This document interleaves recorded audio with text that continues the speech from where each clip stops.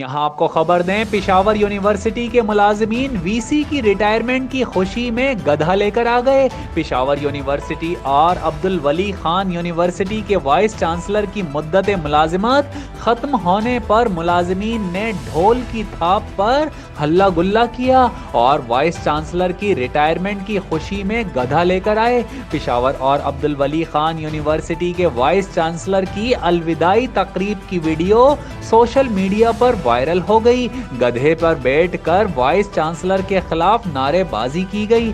ढोल की थाप पर मुलाजिमीन ने वाइस चांसलर की रिटायरमेंट पर खूब हल्ला गुल्ला किया। इसके अलावा अब्दुल वली खान यूनिवर्सिटी मर्दान के मुलाजिमीन ने वाइस चांसलर का पीछा भी किया, जिस पर वाइस चांसलर भागने पर मजबूर हो गए। साबिका वाइस चांसलर अब्दुल वली खान यूनिवर्सिटी डॉक्टर ज़हूरुल हक का कहना है कि मुझे यूनिवर्सिटी के साथ मुलाजिमीन की तरबियत पर भी काम करना चाहिए था।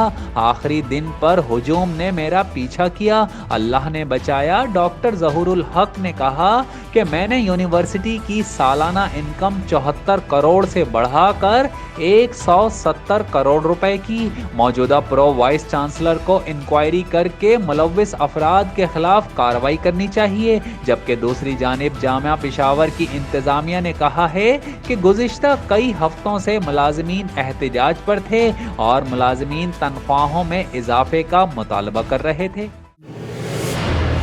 जियो सच के संग।